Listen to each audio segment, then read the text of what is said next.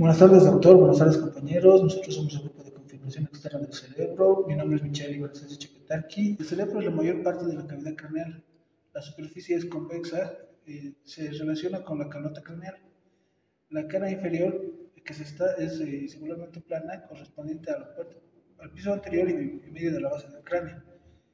El diámetro anteroposterior es de 16 centímetros en sentido transversal y 14 en sentido vertical. Pesa 1180 gramos y es de forma ovoidea. En su configuración externa se observa una cisura longitudinal que es esta, que divide al cerebro en dos hemisferios simétricos denominados hemisferios cerebrales. Esta cisura ocupa es una parte de la prolongación de la dura madre.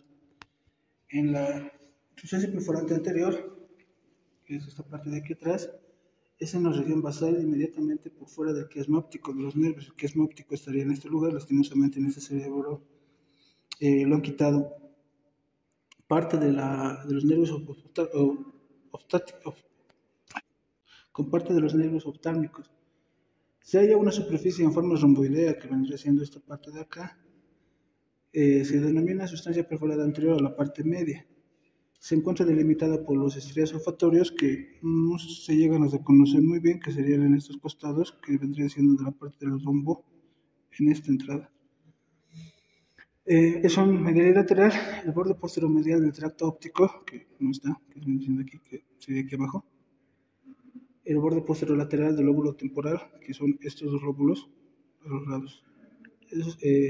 Cada hemisferio forma una especie de prisma triangular, que están delimitadas por la cisura de Silvio, que vendría siendo esta de acá, y la cisura de Solano, que es esta de acá. Cada hemisferio, como ya dije, es forma de un triángulo más o menos irregular, prismático, que se puede ver tres caras, una superolateral, que vendría siendo esta de acá, superolateral, inferior, que es esta de aquí, y medial, que es a la mitad del cerebro. Y tres polos, una frontal, posterior y lateral. Buenas tardes, doctor. Buenas tardes, compañeros. Mi nombre es Daniela Nayel Siñani. El lóbulo frontal se sitúa en la porción anterior del hemisferio cerebral. Presenta dos surcos, frontal superior y el frontal inferior. El extremo posterior de cada uno de estos se bifurca en una rama ascendente y en otra descendente, la que forma un tercer surco, el surco precentral, que sería este de aquí. El lóbulo de la ínsula es de forma triangular. Se encuentra en la profundidad de la cisura lateral. Esta sería la cisura lateral o de Silvio. Se tendría que encontrar aquí adentro, pero lamentablemente no podemos observarlo aquí. La cara inferior del cerebro se encuentra dividida por dos lóbulos, el orbitario y el lóbulo temporooccipital. El lóbulo orbitario corresponde a la porción inferior del lóbulo frontal. El lóbulo frontal descansa en el techo de la órbita y presenta dos surcos, un surco medial y un surco lateral. Buenas tardes, doctor y compañeros. Mi nombre es Esther Marisol López Mamani y voy a continuar con el lóbulo temporooccipital. El lóbulo temporooccipital se encuentra en la parte posterior inferior. Presenta dos surcos, un surco medial y otro surco lateral que delimitan dos circunvoluciones. La circunvolución lateral, o lóbulo también llamado fusiforme, se encuentra en esta región. La circunvolución medial se divide a su vez en dos, una anterior y otra posterior. La anterior se origina de la circunvolución del hipocampo y la posterior al lóbulo lingual. La circunvolución del hipocampo en su extremo anterior forma un gancho del hipocampo, también llamado asta de Amón. Tiene formaciones nerviosas que forman a su vez la fimbria del hipocampo y la circunvolución dentada. En su cara medial podemos observar 9 detalles anatómicos, que son encontramos el surco del cuerpo calloso, el surco de cíngulo, que es esta región de aquí, el surco parieto-occipital, se encuentra por aquí, y la cisura calcarina. En esta región encontramos la circunvolución del cíngulo, la circunvolución frontal medial, el lobulillo paracentral y el lóbulo percúneo. Después, en la corteza cerebral, es una sustancia, una lámina de sustancia gris que pesa aproximadamente 580 gramos. El espesor de esta corteza varía según la región en la que se encuentre, aunque suele ser más gruesa en el área motriz. En la corteza cerebral encontramos las células piramidales, células estrelladas o granulares, células fusiformes y también otro tipo de células que son las células horizontales y las de Martinotti. También tenemos fibras nerviosas que pueden ser aferentes y eferentes. Las fibras nerviosas aferentes llegan hasta la corteza cerebral, mientras que las fibras nerviosas eferentes salen de la corteza cerebral hasta la sustancia blanca. En las fibras nerviosas eferentes tenemos a su vez fibras nerviosas de asociación que se direccionan a áreas del mismo hemisferio, mientras que las comisurales van a los hemisferios opuestos, y también tenemos fibras de proyección que van hacia los centros inferiores. Prosiguiendo, vamos a ver las áreas y las localizaciones de la corteza cerebral. En la corteza cerebral no tiene una estructura histológica uniforme. Muchas regiones tienen áreas con características propias. Estas diferencias se basan en su espesor, en la densidad de las capas corticales, en la cantidad de neuronas y de fibras nerviosas, cómo se conectan entre sí, aunque las conexiones en cada encéfalo son precisas, no son exactamente iguales en todos los individuos, es decir, que la estructura y la función de las conexiones neuronales llegan a modificarse con la experiencia. Ahora vamos a mencionar las principales áreas y localizaciones cerebrales en los diferentes lóbulos del cerebro. Aquí vamos, comenzando con el lóbulo frontal, vamos a decir que el lóbulo frontal en la área motora se pueden identificar tres principales, que es la área motora primaria, área premotora y la suplementaria. Aquí podemos ver la área primaria, que es esta de acá, la área primaria, toda esta, y la área premotora.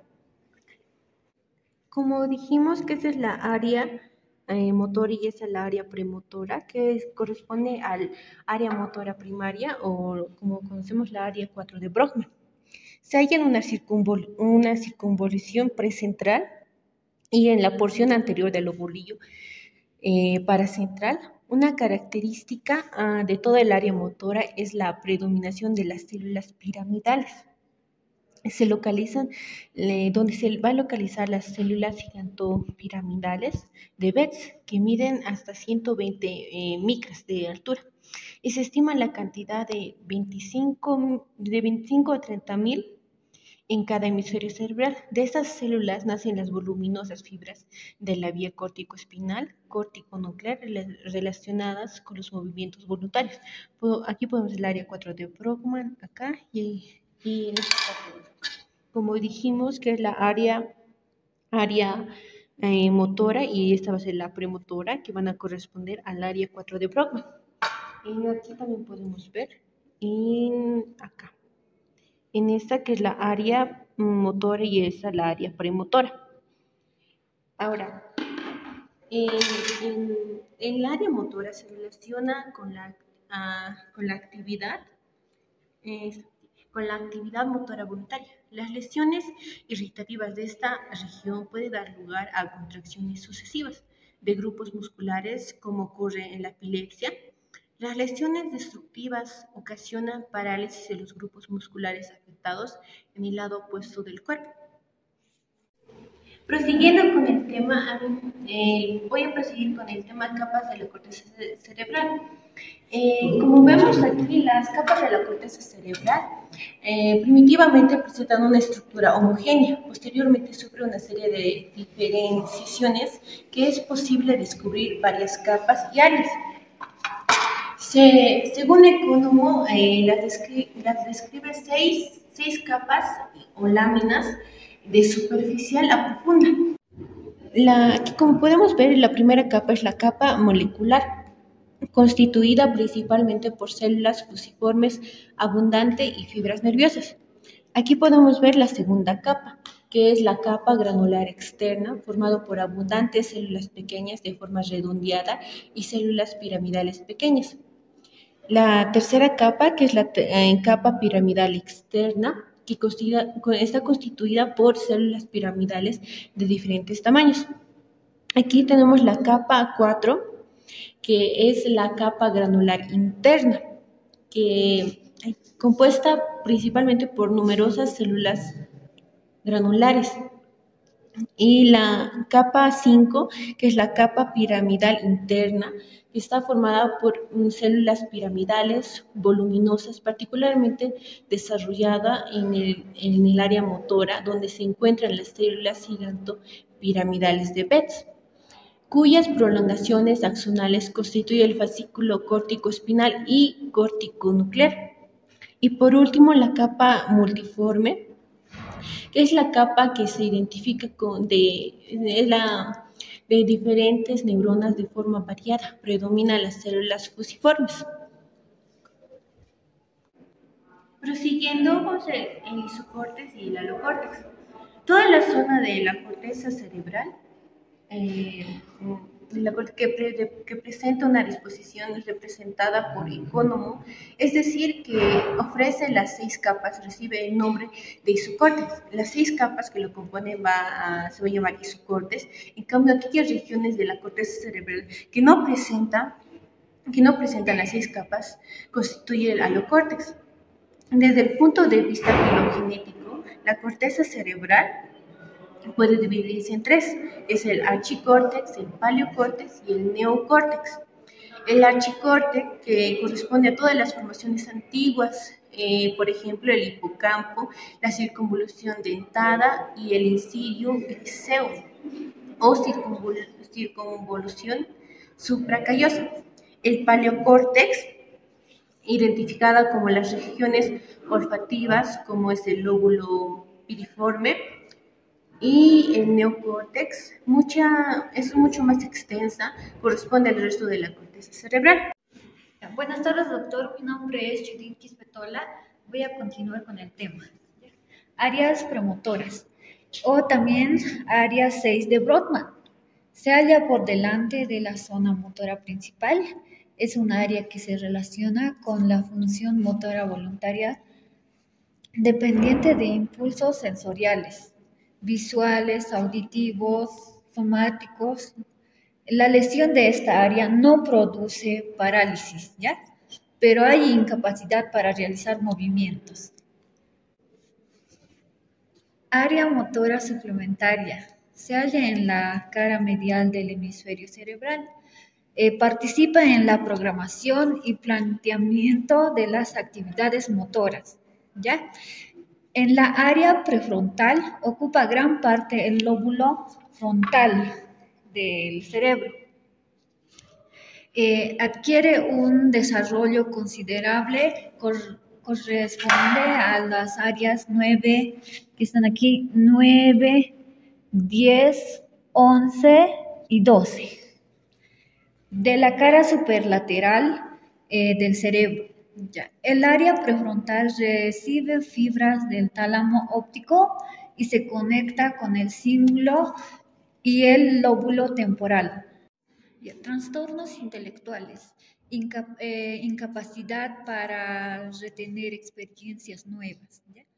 El área de los movimientos conjugados de los ojos, a nivel del pie de la circunvolución frontal media de ambos hemisferios cerebrales, se encuentra en el área 8 de Brodmann, que está aquí. La estimulación de esta área ocasiona una desviación conjugada hacia el tálamo contrario, o sea que a los ojos les hace desviar hacia la herida. ¿Ya? Vamos con la área de la escritura. En el pie de la circunvolución frontal media del hemisferio izquierdo se halla el cerebro de la escritura. La lesión de la área determina imposibilidad de escribir. Vamos con lóbulo parietal. También está ahí el área sensitiva o área 3, 1 y 2 de Brodmann. Aquí está, 3, 1 y 2 de Brodmann. O centro de la sensibilidad somática general, todo tacto, dolor, temperatura. ¿Ya? La estimulación de esta área produce entumecimiento, hormigueo y pinzadas. ¿Ya? La circunvolución parietal superior corresponde al área 5 y 7 de Brodmann. 5 y 7 de Brodmann. Cumple funciones de asociación y coordinación de las sensaciones recibidas. La lesión de esta área da lugar a la falta de reconocimiento mediante el tacto y sin la colaboración visual. La lesión de la circunvolución supramarginal izquierda da lugar a la aproxia. La aproxia es la falta de capacidad para utilizar un objeto. ¿Ya? Continuando con el área del lenguaje.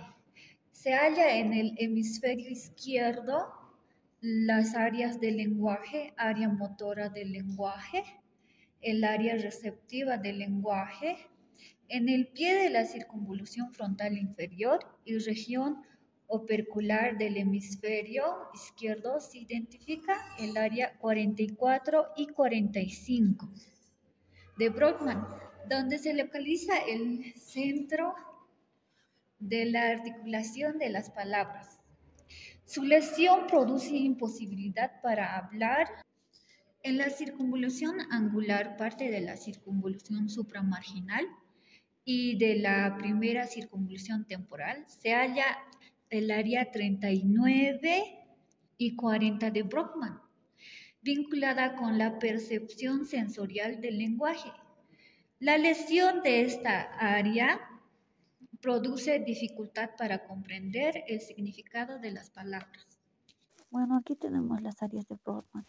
Aquí puede estar la área 17, la área 18, aquí está la 19, aquí está la 39 de Brodmann, la 7 de Brodmann, la 5, aquí tenemos la 40 y aquí tenemos la 2, 1 y 3.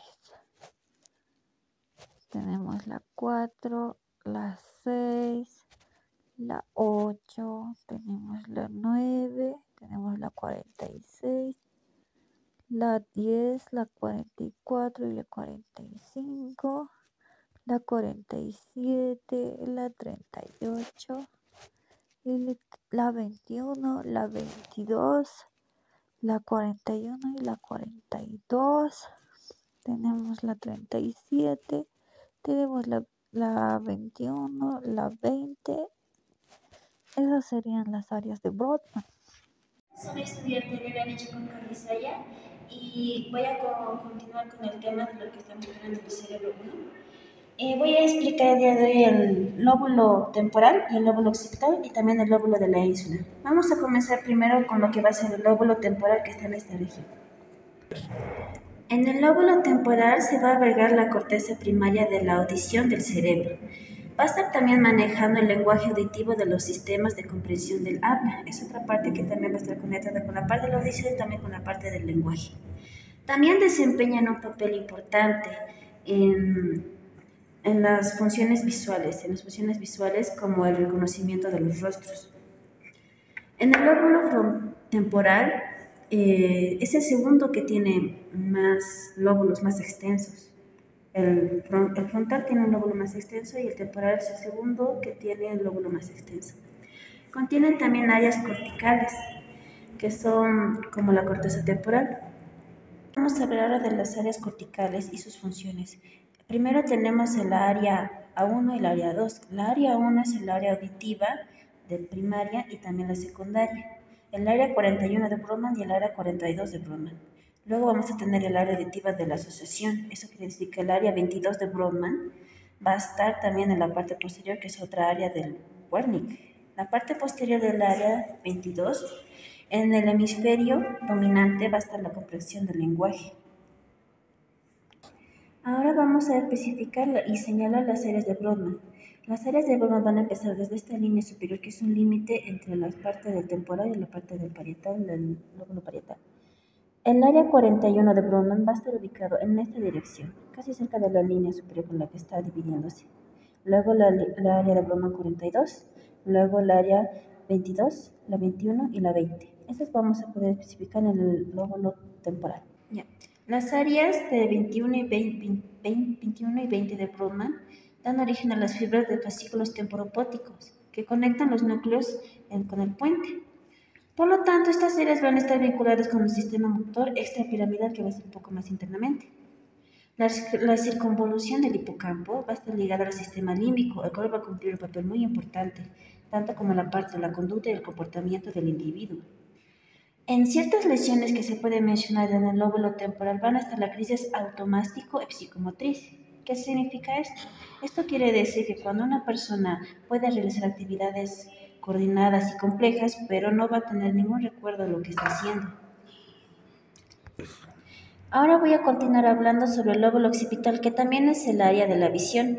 Casi todo el lóbulo occipital está ocupado por las áreas 17, 18 y 19 de Brodmann, que están relacionadas con la visión.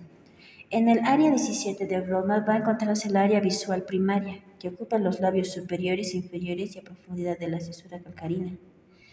Extendiéndose en esta parte, vamos a ver también en esta área termina la mayor parte de las impresiones visuales que provienen de los ojos. De la visión de la parte de los ojos se va a ir también al occipital y va a provenir de las visiones que ven los ojos. En los centros asociados de la coordinación van a estar rodeando el área visual primaria. Estos se van a encontrar en esa. La parte de la coordinación visual se extiende en la cara superolateral e inferior del hemisferio cerebral. En el área paraestriada del área 18, que está aquí, la 17, la 18 y la 19. En el área 18 de Brodmann se va a estar relacionado con las cualidades para visualizar imágenes. La fijación visual también está en la parte 18 de Brodmann. En la parte 19 vamos a encontrar, la parte 19 de Brodmann va a estar el psicovisual, que permite reconocer la naturaleza de los objetos, tanto como en la forma, en la distancia que vamos a poder ver con los ojos y también con el tamaño. En el lóbulo occipital también se van a encontrar centros de movimientos oculares, van a estar conectados con la parte de los ojos a la parte occipital para reconocer una imagen visual y también poder verla y reconocer el cerebro. Ahora, continuando, vamos a hablar del lóbulo de la ínsula, que el lóbulo de la ínsula es un poco bastante desconocida y también difícil de reconocer. Las conexiones que tiene son bastante desconocidas. Para estar en relación con las funciones viscerales, eso es lo que hace la ínsula, el lóbulo de la ínsula. Está conectada con las relaciones con las funciones viscerales. Se ha demostrado que la estimulación del lóbulo de la ínsula provoca como efectos viscerales. Por ejemplo, lo que sienten las partes de las vísceras, como las náuseas, la salivación, el deseo de la defecación, las sensaciones abdominales, va directo al lóbulo de la ínsula y a todo el cerebro para darle estimulación para vomitar o también como para defecar. Bien, continuando voy a hablar sobre la clínica del lóbulo occipital. En la clínica del lóbulo occipital que afecta a este lóbulo occipital, vamos a ver la hemianopsia homónima. ¿Qué quiere decir esto? La hemianopsia homónima es una hemianopsia bilateral que produce lesiones a nivel de las cintillas ópticas, provocando pérdida de la visión del lado opuesto de la lesión. Esto quiere decir que si tenemos una lesión en el ojo izquierdo, vamos a sentir que el ojo derecho sufre una pérdida de la visión. Ahora, otra clínica que también podemos mencionar sería la agnosias visuales. Es una alteración de la capacidad de reconocer objetos a la vista. La persona puede ver los objetos, no tiene ningún problema visual, pero no puede reconocer ni identificar lo que está viendo. Con eso hemos concluido la explicación de la configuración externa del cerebro. Muchas gracias.